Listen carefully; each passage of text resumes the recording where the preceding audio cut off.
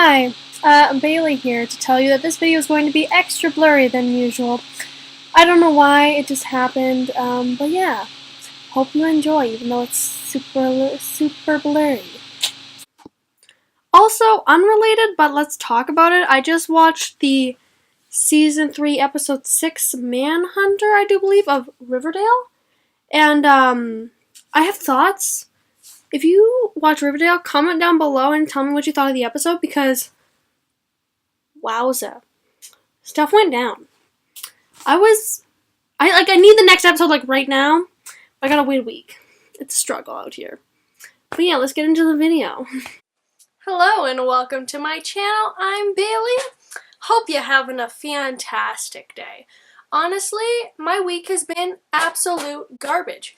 I've had a migraine for 2 days and it's just getting better now because I'm hopped up on painkillers. Gotta get that Advil and Tylenol. So yeah, we're doing okay now and I haven't had time to film anything, which makes me very sad. So let's get into it. So I thought today I would do my November wrap up because Bailey read some books. / listened to some books. But I'm proud of myself because this is the most books I've read in a month in a while. And I'm like, go team, hallelujah, let's get into it. So I'm pretty sure I read 5 books in total this month. And that's exciting, very exciting. So I'm going to start from the books I read at the beginning of the month and then trickling down to the ones I read near the end of the month. You know what I mean? We're going chronological. That was really weird to explain, but I think you got it. So let's do this. The first book I read in November was Radio Silence by Alice Oseman. So I'm counting this as I read it, but technically I just finished it because I started in August, put it down, and only had 100 pages left and just finished it in November 5th. But yeah, I read this one. I absolutely love this book. I gave it 5 stars. I read it because I saw at Paperback Dreams, aka Kat, raving about it so much on her channel, so I was like, I'm gonna pick it up. And it was amazing. So much diversity and so much representation. Oh, I love it so much. I can't even explain my love for this book. Here's a synopsis. We follow Frances, and basically she is a really big fan of this podcast called Universe City, and she finds out that the creator of Universe City is actually her next door neighbor, well, across the street neighbor, neighbors of sorts.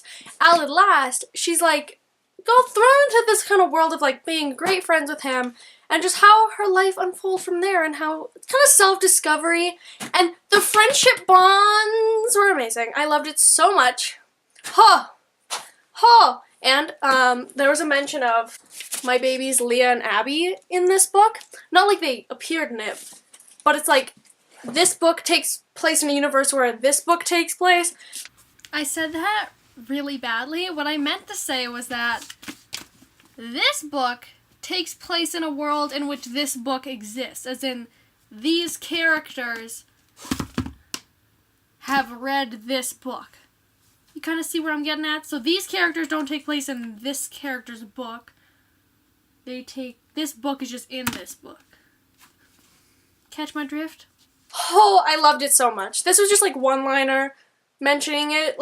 It wasn't that big of a thing, but my heart raced when I saw that, because I was the main character ships my babies too? Yes!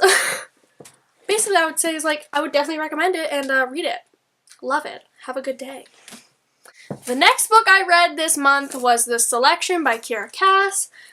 A lot's been going on with my review for this. It's upsetting. I'm probably going to do that this weekend because I'm kind of cool down from my disaster week. But yeah, this book I gave, I think, a 4 out of 5 stars. It was a weird book because I liked it, but there's also a lot of issues for me. So I'll get into that in my review later on at some point in the near future. But basically this story follows America Singer, who lives in a futuristic, our society but in the future, in which there is a selection every time that there's a prince born, and when he turns 19 there's a selection, some jazz like that. And what do you know? There's going to be a selection in this book. Not the title spoiled that or anything. And in this society, there's a caste system where you're given a number, so the royal family is 1s, and then all the way down to 8s, and then the non-casted people who are homeless and just not doing good. So America is a 5, and Well, her parents slash her mom wants her to go to the selection and maybe win and become a one. Her whole family can become ones and their life will be so much better. So that's kind of what this book is about, and it was decent. I liked it. It was entertaining, and like Prince Maxon is my baby, and don't try to take him from me. But yeah, there's that book. It happened. We read it. Me remembering that love triangle I hated. Yeah. Oh, there's a love triangle in this book. Good job, you remembered. I had to like bring that up. There's a love triangle, and I'm not a fan. Because is there really any decision? We love Maxon, don't we? I mean, at least I do. I'll take him, America. The next book I read was a book I bought on Red Friday. As you can tell, I'm a little out of it. I bought this book on Black Friday with my friend, and that is Almost Midnight by Rainbow Rowell. This book. It's a bind-up of 2 short stories that are kind of like festive themed, sort of. Not really.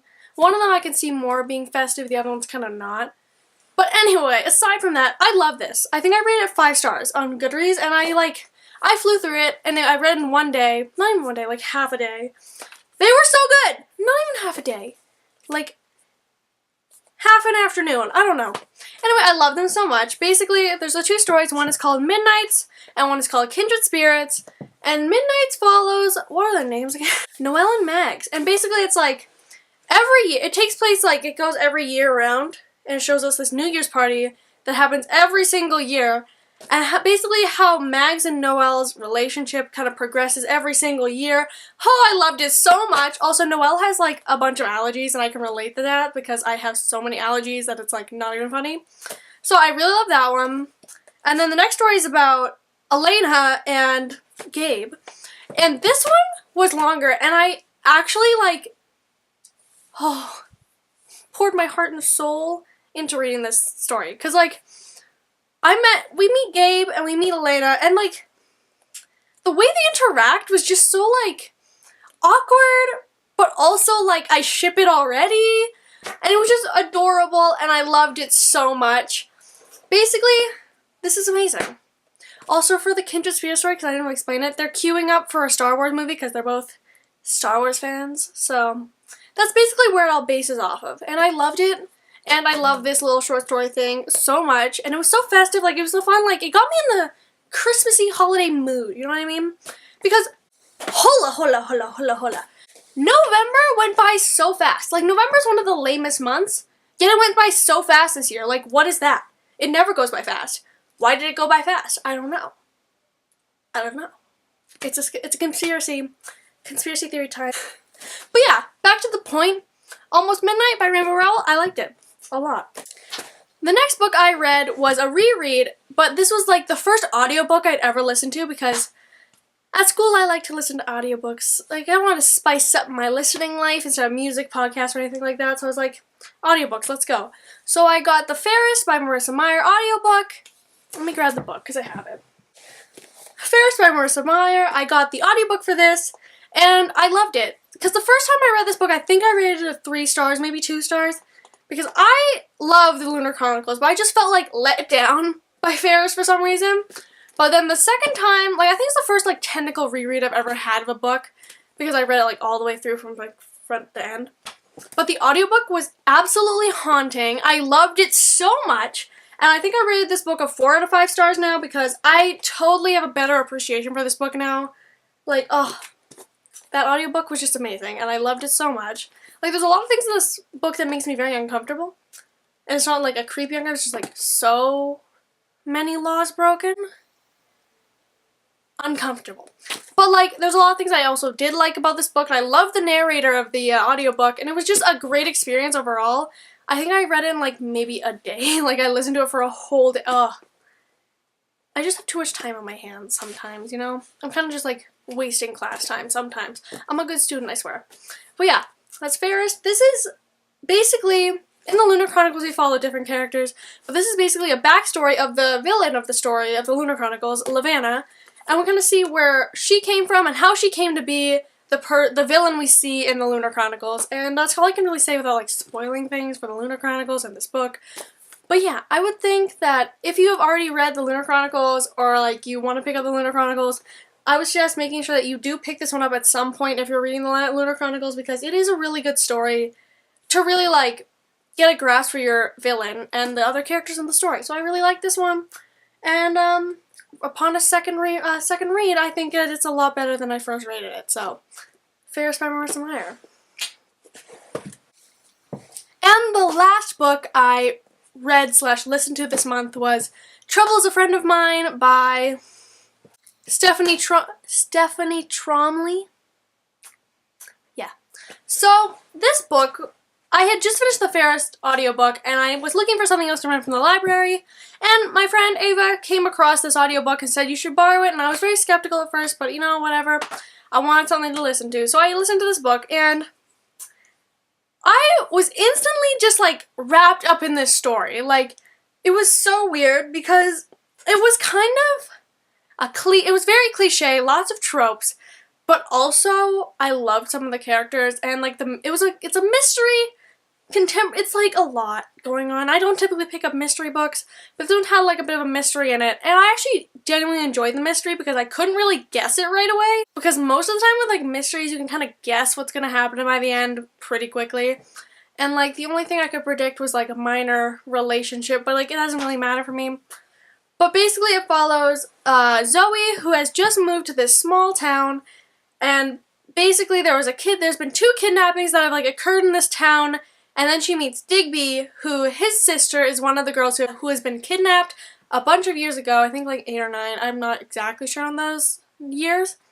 But basically it follows Digby and Zoe trying to solve the kidnappings so that Digby can find his sister, and we just dives into so much stuff, like there's drug sort of thing, and drug operations that we have to like uncover, and it was a joyride. The writing was nothing special, like it was actually quite juvenile writing and very repetitive, but the story itself I enjoyed and the characters I enjoyed, and overall I would say like if you want just an entertaining read it's very easy to read as well, I would pick this one up. It was pretty good. And that is all that I have read this month/listened to. I hope you enjoyed this video. I enjoyed making it. This has been a dumpster fire week, but you know, it just got a little bit better. Subscribe if you want more of my bright personality. I have a Goodreads, and I have a Twitter. I'll put them somewhere. Thank you for watching. I've been Bailey.